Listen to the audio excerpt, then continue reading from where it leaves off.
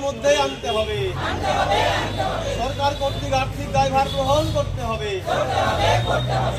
School service কমিশনের পরীক্ষায় বিদ্যালয়ের আংশিক সময়ের শিক্ষকদের সংরক্ষণ দিতে হবে, স্থায়ীকরণ করতে হবে। কলেজের অতিথি শিক্ষকদের মতো বিদ্যালয়ের অতিথি শিক্ষকদের স্থায়ীকরণ করতে হবে। Part time teachers welfare association জিন্দাবাদ। Part time teachers welfare association জিন্দাবাদ। মমতা ব্যানার্জি জিন্দাবাদ। মমতা ব্যানার্জি জিন্দাবাদ। আমরা হলাম পশ্চিমবঙ্গের বিদ্যালয়ের আংশিক সময়ের শিক্ষক।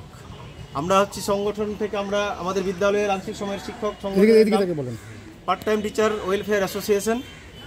আমরা দীর্ঘ কেউ 7 বছর, কেউ 8 বছর, কেউ 10 বছর পর্যন্ত বিদ্যালয়ের সরকারি পোষিত বিদ্যালয়গুলিতে আমরা সরকারের বিদ্যালয়গুলিতে আমরা পরিষেবা দিয়ে এসেছি। আমরা স্কুলে প্রতিদিন যাই, 10টা থেকে 4টা পর্যন্ত বিদ্যালয়ে থাকি এবং যারা পার্মানেন্ট শিক্ষক আছেন তাদের মতোই আমরাও 10টা থেকে 4টা পর্যন্ত 6টা কেউ 7টা ক্লাস করি। প্রতিদিন আমরা বিদ্যালয়ে যাই এবং আমাদের বিদ্যালয়ের মিড ডে মিল থেকে শুরু করে বিদ্যালয়ে যে সমস্ত ইয়েগুলো আছে আর কি, এই আপনার প্রকল্পগুলো আছে, যেমন কন্যাশ্রী থেকে শুরু করে হচ্ছে যে শিক্ষাশ্রী, সবুজ সাথী, সমস্ত বিষয়গুলো আমরা বিদ্যালয়ের আংশিক সময়ের শিক্ষকরা করে থাকি।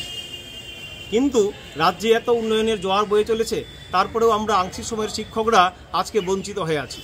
কিছুদিন আগে আপনারা শুনেছেন যে আমাদের কলেজের আংশিক সময়ে যারা শিক্ষক ছিলেন তাদের একটা স্থায়ীকরণ হয়েছে। তারা 60 বছর বয়স পর্যন্ত কলেজে থাকতে পারবেন এবং তাদের একটা সাম্মানিক ভাতা প্রদান করা হয়েছে। আমরাও চাই যে রাজ্যের অন্যান্য যে সমস্ত প্রকল্পগুলো যেভাবে দ্রুত গতিতে এগিয়ে চলেছে, আমরা কেন যারা যে স্কুল পার্ট টাইম শিক্ষক আছি তারা কেন বঞ্চিত থাকি। মাননীয় মমতা ব্যানার্জির কাছে আমাদের অনুরোধ, আমরাও যাতে তাদের ছত্রছায়ায় আসতে পারি এবং আমরাও সরকারি আওতার মধ্যে আসতে পারি এবং কলেজের শিক্ষকদের মতো আমরাও যাতে মাথা উঁচু করে একটু বলতে পারি যে আমরাও স্কুলের শিক্ষক। অনেকে শুনছেন যে পার্ট টাইম টিচার, এই কথাটা শুনে অনেকে নাক ছিটকাচ্ছেন, কিন্তু আমরাও কিন্তু হচ্ছে যে অন্যান্য শিক্ষকদের মতোই কিন্তু পরিষেবা দিয়ে চলেছি এবং ছাত্রছাত্রীদের যত্ন সহকারে পড়াচ্ছি, কিন্তু আজকে আমরা বঞ্চিত।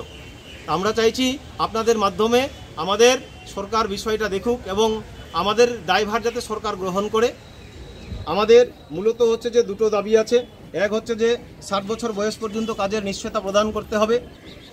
2 হচ্ছে আমাদের সরকারি আওতার মধ্যে নিয়ে আসা হোক। যেরকমভাবে কলেজের পার্ট টাইম শিক্ষকদের সরকার নিজের ছত্রছায়ায় নিয়ে এসেছেন, আমাদেরকেও যাতে মাননীয় মুখ্যমন্ত্রী তাদের ছত্রছায়ায় নিয়ে আসে। মালদায় কতজন আছেন? মালদায় আমরা মোটামুটি প্রায় 80 জনের মতো আছে। আপনারা কি সরকারি সংগঠনে আছেন নাকি যুক্ত? আমরা সরকারি সংগঠন না, আমরা নিজেরাই পশ্চিমবঙ্গের 23টা জেলাতে আমাদের সংগঠন গড়ে উঠেছে। আমাদের সংগঠনের নাম school part time teacher welfare association.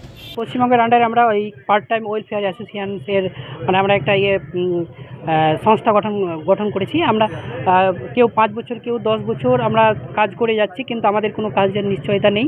একজন পার্মানেন্ট শিক্ষক যেভাবে কাজ করে তেমনই আমরা 10টা থেকে নিয়ে 4টা পর্যন্ত কাজ করি, কিন্তু আমাদের এই সাম্মানিক বেতন ওই 3 থেকে 4 হাজার বা 5 হাজার এইরকম দেওয়া হয়। কিন্তু সেই কাজের নিশ্চয়তা নেই। হঠাৎ করে আমাদের ওই ম্যানেজিং কমিটি থেকে যেহেতু নিয়োগ, তো এই ম্যানেজিং কমিটি থেকে নিয়োগ থাকার কারণেই আমাদের যে কোনো মুহূর্তে বাদ দিয়ে দেওয়ার হুমকি চলে আসছে মাঝে মাঝে। তো যেমন কলেজের পার্ট টাইমদের 60 বছর স্থায়ীকরণ হয়েছে কিছুদিন আগে, আপনারা শুনেছেন।